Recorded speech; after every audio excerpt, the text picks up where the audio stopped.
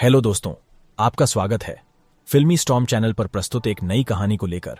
यह एक प्रतिभाशाली अमेरिकी ऑक्सफोर्ड ग्रेजुएट की कहानी है जो अपनी अद्वितीय क्षमताओं और साहस का उपयोग करके कैनबिस के व्यवसाय का एक साम्राज्य बनाता है। हालांकि जब वह अपने इस साम्राज्य को बेचने की कोशिश करता है तो उसके बायर और राइवल मिलकर धोखे से उसकी हत्या करने की कोशिश करते हैं। तो आइए देखते हैं कि क्या वो अपना व्यवसाय बेच पाएगा या अपने दुश्मनों के हाथों मारा जाएगा। द जेंटलमैन कहानी की शुरुआत मिकी पियर्सन नाम के एक व्यक्ति से होती है जो अपराध की दुनिया में सबसे सम्मानित और चालाक बिजनेसमैन है, जिसने हाई क्वालिटी कैनबिस के बिजनेस का एक साम्राज्य बनाया होता है। अपनी युवावस्था में मिकी ऑक्सफोर्ड यूनिवर्सिटी से स्कॉलरशिप प्राप्त करने में सफल रहता है, लेकिन वह अपनी स्टडी बंद करके यूनिवर्सिटी छोड़ने का फैसला करता है। गरीबी में पैदा हुए मिकी का सपना बहुत अधिक धन कमाना और एक शक्तिशाली व्यक्ति बनना होता है। इसलिए मिकी यूनिवर्सिटी के अमीर छात्रों और गैंगस्टरों को कैनबिस बेचने का फैसला करता है। इतना ही नहीं, मिकी अपने या अपने व्यवसाय में हस्तक्षेप करने का साहस करने वाले किसी भी व्यक्ति के खिलाफ वायलेंस का उपयोग करने में भी संकोच नहीं करता है। सालों तक कैनबिस के इंटरनेशनल व्यवसाय में राज करने के बाद मिकी अपने इस साम्राज्य को बेचना चाहता है। वह अपने साम्राज्य को सबसे ऊंची बोली लगाने वाले को बेचने का प्लान बनाता है ताकि वह अपनी पत्नी रोजलिन के साथ शांति से रह सके। तभी एक रॉयल पार्टी में मिकी को मैथ्यू नाम का एक अमेरिकी अरबपति बिजनेसमैन मिलता है जो मिकी के प्लान के बारे में सुनकर उसके साम्राज्य को खरीदने में इंटरेस्ट दिखाता है। तो मिकी उससे इस साम्राज्य के बदले 400 मिलियन पाउंड की डिमांड करता है। मिकी मैथ्यू को यह दिखाने के लिए कि उसका साम्राज्य कितना विशाल और लाभदायक है, एक लैब में ले जाता है जो अंडरग्राउंड होती है और इंग्लैंड के सबसे अमीर लोगों के घरों के ठीक नीचे बनी होती है, जहां वो सबसे टॉप क्वालिटी की कैनबिस ग्रो कर रहा होता है।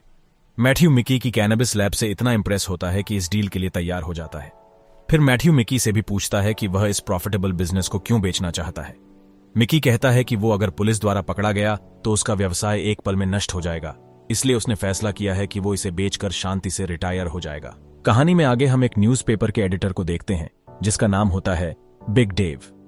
बिग डेव मिकी से बहुत नफरत करता है क्योंकि उसने पार्टी में उससे हाथ न मिलाकर पब्लिकली उसकी इंसल्ट की होती है। अब बिग डेव बदला लेने के लिए हर एक बड़े बिजनेसमैन की तरह मिकी के कैनबिस के साम्राज्य को अपने न्यूज़पेपर के माध्यम से एक्सपोज करने का प्लान करता है। वह मिकी के खिलाफ सबूत जुटाने के लिए एक निजी जासूस जिसका नाम होता है फ्लेचर को हायर करता है। इस बीच एक पोर्ट पर ड्राई आई नाम का एक चाइनीज गैंगस्टर अपने आदमियों के साथ अपना शिपिंग कंटेनर चेक कर रहा होता है, जिसके थ्रू वह हेरोइन की स्मगलिंग व ह्यूमन ट्रैफिकिंग करता है। ड्राई आई चीन में लॉर्ड जॉर्ज नाम के सबसे सम्मानित व बड़े क्रिमिनल के लिए काम करता है, जहां ड्राई आई लॉर्ड जॉर्ज के स्मगलिंग के काम को देखता है। ड्राई आई का एक आदमी उसे मिकी के कैनबिस बिजनेस को बेचने के प्लान के बारे में बताता। यह सुनकर ड्राई आई मिकी के साम्राज्य को खरीदने में दिलचस्पी दिखाता है। मिकी की खूबसूरत वाइफ रोजलिन, जो कार मॉडिफिकेशन की एक वर्कशॉप चलाती है और विदेशों में भी काफी फेमस होती है। रोजलिन अपने पति को हमेशा सतर्क और सावधान रहने के लिए कहती है। तभी मिकी के चले जाने के कुछ ही समय बाद ड्राई आई रोजलिन की वर्कशॉप में आ जाता है और स्मगल करे हुए हजारों पौंड के पार्ट्स उसे फ्री में देने का ऑफर देता है तथा वो उसे अपने पति मिकी के साथ एक मीटिंग करवाने की रिक्वेस्ट करता है। मिकी अपनी पत्नी से बहुत प्यार करता है, जो उसकी कोई बात नहीं टालता, इसलिए वह ड्राई आई के साथ मीटिंग करने के लिए तैयार हो जाता है। अगले दिन ड्राई आई मिकी से मिलता है और उसके कैनबिस बिजनेस को खरीदने की पेशकश रखता है, लेकिन मिकी को ड्राई आई और उसका ऑफर दोनों ही पसंद नहीं आते। तो मिकी का सबसे भरोसेमंद आदमी रेमंड ड्राई आई को वहां से जाने को कहता है, लेकिन ड्राई आई वहां से जाने की बजाय मिकी को डराने की सोचता है। दूसरी तरफ मिकी ने पहले से ही यह इमेजिन कर लिया होता है कि अगर जल्दी ड्राई आई वहां से न गया तो वो उसे कैसे मारेगा। हालांकि मिकी अब बहुत बदल गया था, जो अब पहले की तरह वायलेंट रिएक्ट नहीं करता है, इसलिए वह ड्राई आई को पोलाइटली कहता है कि वह इस प्रस्ताव पर विचार करेगा। तो ड्राई आई वहां से चला जाता है।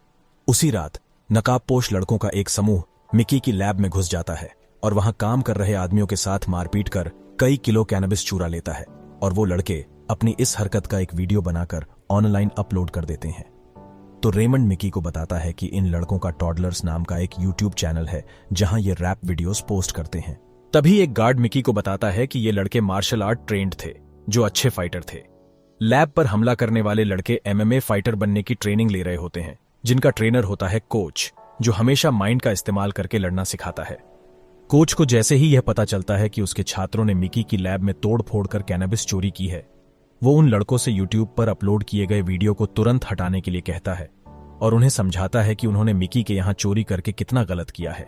अपनी लैब में चोरी के बाद सुरक्षा की दृष्टि से मिकी रॉयल फैमिलीज के घरों के नीचे बनी अपनी सभी लैब्स की लोकेशन बदलवा देता है और रेमंड यह पता लगाने की कोशिश करता है कि ऐसा कौन है जो मिकी की लैब में चोरी करने की हिम्मत कर सकता है। मिकी तब लॉर्ड स्नोबॉल नाम के व्यक्ति के पास जाता है जो कि एक रिच एस्टेट का मालिक होता है। मिकी उसे उसके कैनबिस के पौधों को गुप्त रूप से सुरक्षित स्थान पर ले जाने में उसकी मदद मांगता है। लॉर्ड स्नोबॉल ऐसा कर के लिए मान जाता है, लेकिन वह मिकी से भी उसके लिए कुछ करने को कहता है। वो मिकी से अपने एक नोन की बेटी लोरा का पता लगाने में मदद करने के लिए कहता है, जो हेरोइन की एडिक्ट होती है और हाल ही में गायब हो गई थी। मिकी तब रेमंड को लोरा के बारे में पता लगाने का कहता है। रेमंड लोरा का पता लगा लेता है, जो कि एक अपार्टमेंट में अपने अन्य नशेड़ी दोस्तों के साथ छिपी होती है। रेमंड लोरा को समझा के वापस घर ले जाने लगता है, तो वहां मौजूद लड़के नशे की हालत में रेमंड के आदमियों से लड़ने लगते हैं और इस दौरान उनमें से एक रूसी लड़का एस्लान एक्सीडेंटली बैल्कनी से नीचे गिर जाता है और मर जाता है। बिल्डिंग के नीचे खड़े कुछ लड़के एस्लान की डेड बॉडी के साथ एक वीडियो रिकॉर्ड कर लेते हैं, जिससे मिकी और रेमंड को समस्या हो सकती थी और किसी भी प्रकार की पुलिस कार्यवाही से बचने के लिए रेमंड और उसके आदमी उन लड़कों का पीछा कर उनके फोन छीन लेते हैं और एस्लान की डेड बॉडी भी गायब कर देते हैं। लोरा को उसके माता पिता के पास सुरक्षित वापस पहुंचा दिया जाता है। रेमंड फिर मिकी को असलान की मौत की खबर देता है। असलान रूस के एक बिलियनियर का एक इकलौता बेटा होता है। दूसरी तरफ लोरा बाद में हेरोइन की ओवरडोज के कारण मर जाती है। कोच रेमंड से मिलकर अपने स्टूडेंट्स के लिए माफी मांगता है और उन लड़कों को जिंदा छोड़ देने की रिक्वेस्ट करता है, जिसके बदले में वो मिकी के लिए एक फाइटर के तौर पर फ्री में काम करने के लिए कहता है। तो रेमंड कोच वव उसके स्टूडेंट्स को माफ कर देता है और वो कोच से उस व्यक्ति के बारे में पता लगाने के लिए कहता है जिसने उसके स्टूडेंट्स को मिकी की लैब के बारे में बताया था। कोच भी उस व्यक्ति को बहुत जल्दी खोज निकालता है और रेमंड के पास लाता है, जिसे देखकर रेमंड उसे पहचान लेता है, क्योंकि यह व्यक्ति फयूक होता है जो कुछ दिन पहले ड्राई आई के साथ मिकी से मिलने आया होता है। जैसे ही रेमंड उस आदमी से पूछताछ करने लगता है, फयूक वहां से भाग जाता है, जो कि आगे जाकर ट्रेन से बुरी तरह टकरा जाता है और इस एक्सीडेंट में उसकी मौत हो जाती है। रेमंड तुरंत इस सारी घटना की सूचना मिकी को देता है, जहां मिकी को लगता है कि इन सब के पीछे ड्राई आई के बॉस लॉर्ड जॉर्ज का हाथ है। मिकी तब लॉर्ड जॉर्ज के पास उससे मिलने जाता है और जाने से पहले उसकी चाय में एक ड्रग डलवा देता है, जिससे वो वॉमिटिंग करने लगता है। मिकी साथ ही अपने आदमियों को इशारा कर उसकी लैब में आग लगवाकर उसे नष्ट कर देता है। मिकी लॉर्ड जॉर्ज से कहता है कि अगर उसके किसी भी आदमी ने उसकी तरफ देखा तो परिणाम और भी बुरा होगा। फिर लॉर्ड जॉर्ज गुस्से में ड्राई आई से यह क्लियर करने के लिए उसके पास जाता है कि उसने मिकी की लैब पर हमला क्यों करवाया, पर लॉर्ड जॉर्ज ड्राई आई के एटीट्यूड से परेशान होकर अपने एक आदमी को उसे मारने के लिए कहता है, लेकिन उसका वो आदमी ड्राई आई को मारने की बजाय उसके साथ मिल जाता है और लॉर्ड जॉर्ज को ही शूट कर देता है। लॉर्ड जॉर्ज की मौत के बाद ड्राई आई एक नया क्राइम लॉर्ड बन जाता है और वह इंग्लैंड के पूरे चाइनीज माफिया का काम संभालने लगता है। अब ड्राई आई मिकी के कैनबिस एम्पायर पर कब्जा करना चाहता है, जिसके लिए वह उस पर अटैक करने का प्लान करता है। दूसरी ओर जब मिकी अकेले बार में अपनी पत्नी के साथ फोन पर बात कर रहा होता है, तो अचानक एक आदमी मिकी के पीछे से उसको मारने की कोशिश करने लगता है कि तभी रेमंड समय पर वहां पहुंच जाता है और उस आदमी को तुरंत मार डालता है, यह जानते हुए कि उसकी तरह उसकी पत्नी की भी जान खतरे में हो सकती है। मिकी रेमंड के साथ अपनी पत्नी की कार वर्कशॉप की तरफ निकलता है, पर रास्ते में उनकी कार एक ट्रक से टकरा जाती है और मिकी भागकर ही अपनी पत्नी की वर्कशॉप की तरफ जाने लगता है। वहीं रोजलिन की वर्कशॉप पर ड्राई आई उसे किडनैप करने की इच्छा से पहुंच जाता है, लेकिन अपने ऊपर हमला होने से पहले ही रोजलिन अपनी डिलिंजर गन से ड्राई आई के 2 लोगों को मार देती है। हालांकि ड्राई आई उसे काबू कर लेता है और उसका रेप करने की कोशिश करता है कि तभी वहां मिकी पहुंच जाता है और गुस्से में ड्राई आई को गोली मार देता है। ड्राई आई की मृत्यु के बाद फ्लेचर रेमंड से मिलता है और उसे बताता है कि वो बिग डेव के कहने पर मिकी को कई दिनों से फॉलो कर रहा है और उसके एम्पायर और अंडरग्राउंड लैब्स के बारे में सब जान चुका है। फ्लेचर ने रेमंड को यह भी बताया कि ड्राई आई को मिकी की लैब पर अटैक करने के लिए मैथ्यू ने ही कहा था, क्योंकि वो चाहता है कि उसकी सारी लैब्स दुनिया के सामने शो हो जाए और उसका हाई क्वालिटी की कैनबिस खरीदने के लिए उसे कम दाम पे करने पड़े। फ्लेचर कहता कि अगर वो ये इन्फॉर्मेशन बिग डेव को दे देता है तो मिकी उसके न्यूज़पेपर में एक्सपोज हो जाएगा, इसलिए वह अपना मुंह बंद रखने के लिए रेमंड से 20 लाख पाउंड की डिमांड करता है। यह सब जानने के बाद रेमंड कोच के टॉडलर्स को बोलकर बिग डेव को किडनैप करवा लेता है। फिर coach of toddlers Big Dave को ड्रग देकर उसकी पिग के साथ एक पॉर्न वीडियो बना लेते हैं और उसे धमकी देते हैं कि अगर उसने मिकी और उसके आदमियों के खिलाफ कुछ भी प्रिंट किया तो वह इस वीडियो को वायरल कर देंगे।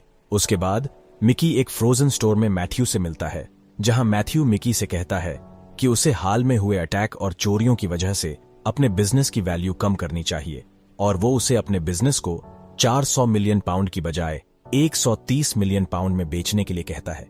लेकिन मिकी कहता है कि वो अब अपना बिजनेस नहीं बेचना चाहता है और मैथ्यू को एक कंटेनर में जमी हुई ड्राई आई की लाश को दिखाता है और कहता है कि उसे पता है कि उसी ने ही ड्राई आई को मिकी की लैब की लोकेशन बताई थी।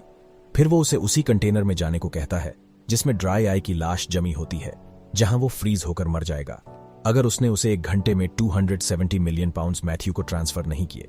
लेकिन क्योंकि ड्राई आई ने उसकी वजह से मिकी की पत्नी का रेप करने की कोशिश की होती है, इसलिए वह मैथ्यू से उसके शरीर के किसी भी हिस्से से 1 पाउंड मांस की मांग करता है। दूसरी तरफ फ्लेचर अपनी इन्फॉर्मेशन के पैसे मांगने रेमंड के पास आता है तो रेमंड उसे बताता है कि उनकी आखिरी मुलाकात के दौरान उसके जूतों में ट्रैकर लगा दिया गया था और वो तब से ही उसका पीछा कर रहा है और कोच वो उसके टॉडलर्स ने उसकी सारी इन्फॉर्मेशन चुरा ली है, तो अब ऐसा कुछ भी नहीं है जिससे वो उन्हें ब्लैकमेल कर सके। आगे रेमंड फ्लेचर को एक बॉक्स में डाल देता है तो फ्लेचर अपनी जान बचाने के लिए उसे बताता है कि उसने मिकी और उसके आदमियों की इन्फॉर्मेशन बिल्डिंग से गिर गए होते लड़के असलान के पिता को भी बेची थी, जो कि रशियन सीक्रेट सर्विसेज से रिटायर्ड केजीबी एजेंट होता है। वो उसे बताता है कि असलन का पिता तुम सबकी जान के पीछे पड़ा है और ड्राई आई ने नहीं बल्कि उसी ने ही बार में मिकी पर हमला करवाया था और वो दोबारा भी उन पर अटैक करने वाले हैं। ठीक उसी टाइम कोच को रेमंड के घर में जाते हुए 2 रशियन आदमी दिखाई देते हैं, लेकिन रेमंड पर हमला होने से पहले ही वो उन्हें मार देता है और इसी बीच फ्लेचर वहां से भाग निकलता है।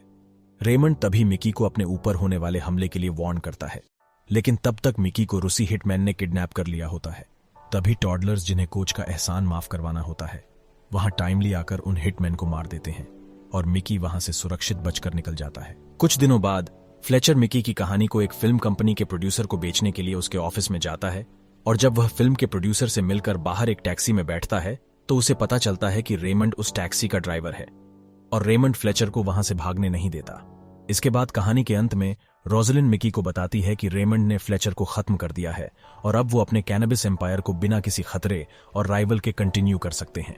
अतः इस कहानी से हम यह सीखते हैं कि कभी भी गैर कानूनी कारोबार में शामिल नहीं होना चाहिए, क्योंकि देर सबेर हम जल्द ही दुख में पड़ जाएंगे। इस कहानी के माध्यम से हमें वफादारी, विश्वासघात, जिम्मेदारी के बारे में भी दिखाया गया है और साथ ही यह भी दिखाया गया है कि अगर हम आपराधिक दुनिया से संबंध रखते हैं तो हमें क्या परिणाम मिलेंगे। Thanks for watching this video. यदि आपको यह कहानी अच्छी लगी हो तो चैनल को सब्सक्राइब जरूर करें और बेल आइकन को जरूर दबाएं ताकि हम आपके लिए भविष्य में भी ऐसी ही मजेदार कहानियां लाते रहें।